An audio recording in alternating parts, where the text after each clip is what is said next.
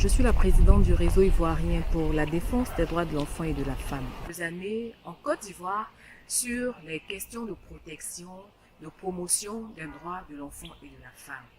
Et nous avons bénéficié de l'appui de l'enfant et de la femme. Et nous avons bénéficié de l'appui de l'ambassade du Canada en Côte d'Ivoire à travers le Fonds canadien d'initiative locale qui nous a accompagnés sur un projet de lutte contre les mariages d'enfants dans la région du Gontougo, située au nord-est de la Côte d'Ivoire. Pourquoi la région du Gontougo et pourquoi lutter contre le phénomène des mariages d'enfants dans cette région?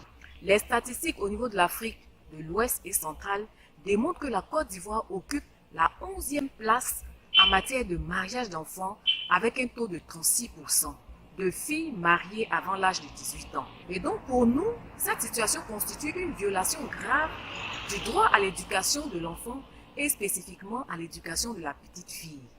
Et précisément la région du Gontougo parce que cette région occupe un rang, on va dire, la tête de liste parmi les cas de grossesse en milieu scolaire en Côte d'Ivoire. Nous nous sommes rendus compte que l'une des raisons pour lesquelles les parents retiraient leurs enfants à l'école pour les donner en mariage à des personnes adultes, c'était la question des grossesses précoces qui se déroulaient en milieu scolaire. Pour nous, il était important que nous puissions intervenir non seulement sur la question de mariage des enfants, mais également sur la question des grossesses en milieu scolaire qui aujourd'hui constitue un frein ou une atteinte à l'éducation de l'enfant et surtout de la petite fille. Durant ce projet, nous avons d'abord rencontré les autorités administratives, les autorités politiques et les autorités traditionnelles pour non seulement leur présenter le projet, mais susciter leur adhésion à l'action. Et toujours dans la perspective des rencontres, c'était aussi de faire un plaidoyer pour qu'au niveau local, que des mesures soient prises par les autorités pour faire reculer le phénomène du mariage des enfants. Et nous avons également engagé des rencontres individuelles avec chaque responsable de communauté et nous avons également rencontré les communautés avec leurs responsables ensemble. C'était des moments d'échange, des moments de discussion parce que nous voulions comprendre le phénomène, nous voulions comprendre les raisons profondes qui poussaient les différentes communautés à marier les enfants. Et c'était vraiment des moments d'échange qui nous ont permis vraiment de discuter à bâton rompu sur la question et ensemble, et l'équipe et les différentes communautés de pouvoir arrêter une stratégie, une ligne de conduite pour pouvoir aider nos enfants, pour pouvoir lutter contre ce phénomène-là. Et ça a été on va dire des séances d'échange vraiment très enrichissantes pour nous et aussi pour les différentes communautés. Nous avons ensuite convié ces différentes communautés à une formation, à un atelier de formation qui nous a permis de renforcer les actions dans la communauté. Chaque communauté a désigné un représentant, un point focal qui a participé à l'atelier. Au cours de cet atelier, nous avons développé la protection de l'enfant. Pourquoi est-ce que les adultes doivent protéger les enfants? Et nous avons aussi donné des outils de monitoring, de surveillance de ce phénomène-là à ces points focaux qui sont venus des différentes communautés participer à cet atelier. Après cet atelier, nous avons donc installé des points focaux, des comités de veille dans les différentes écoles. Nous avons installé 20 comités de veille dans les différentes écoles. Ces comités de veille sont composés d'enseignants, d'éducateurs et des élèves eux-mêmes. Pourquoi les comités de veille? Quand nous avons rencontré les communautés, elles ont souligné la question des grossesses en milieu scolaire. Pour nous, il fallait trouver un mécanisme de surveillance et non seulement des grossesses en milieu scolaire, mais aussi des mariages des enfants. Et il n'était pas question que nous puissions constater qu'un enfant a été marié, soit 2 mois après avoir constaté son absence. Donc, ces comités de veille sont des mécanismes de surveillance pour pouvoir alerter et ce mécanisme nous permettra de sauver des petites filles ou des enfants qui sont mariés on va dire précocement. Et nous avons également outillé les enseignants, parce que ce sont des éducateurs. Ce sont eux qui sont en permanence avec les enfants dans les salles de classe.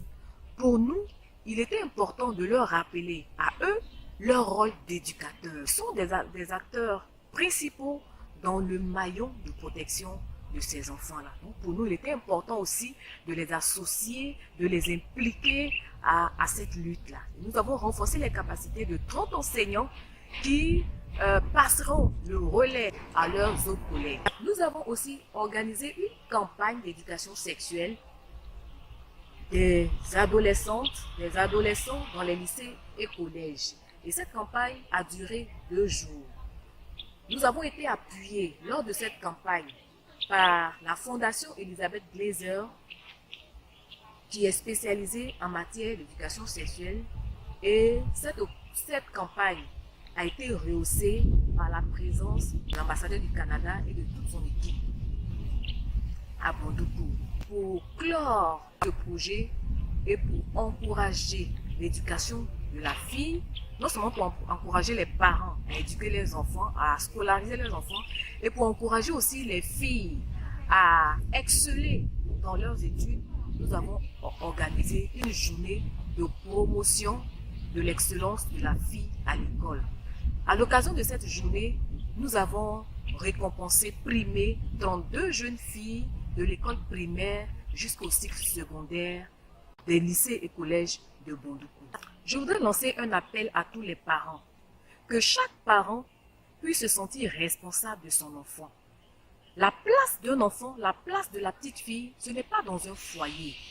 La place de la petite fille, c'est à l'école. Il faudrait que chaque parent puisse donner la chance à son enfant de pouvoir réaliser son rêve. Son rêve de devenir un adulte accompli, une femme autonome. Je voudrais ici dire un grand merci à Madame l'ambassadeur du Canada en Côte d'Ivoire et à toute son équipe pour avoir fait confiance au RIDEF et pour nous avoir accompagnés sur ce projet. Il ne peut y avoir de développement sans la moitié de la population.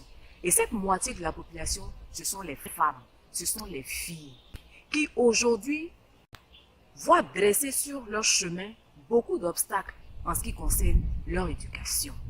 Et il est important pour nous, en tant que défenseurs, en tant qu'activistes, pour nous, en tant que partenaires, de pouvoir unir nos efforts, unir nos intelligences pour pouvoir donner une réponse à ces défis qui se dressent sur le chemin de l'éducation de la jeune fille. Selon Kofi Annan, 2% des jeunes filles qui arrivent au cycle secondaire produisent 3% du développement dans un pays. C'est énorme. C'est à dire que nous ne devons pas laisser en arrière toutes ces filles qui, pour une raison ou pour une autre, sont retirées de l'école, sont privées de leur éducation, d'une partie de leur vie. Il est important que nous puissions nous unir pour donner une réponse, pour faire reculer ce phénomène. Je vous remercie.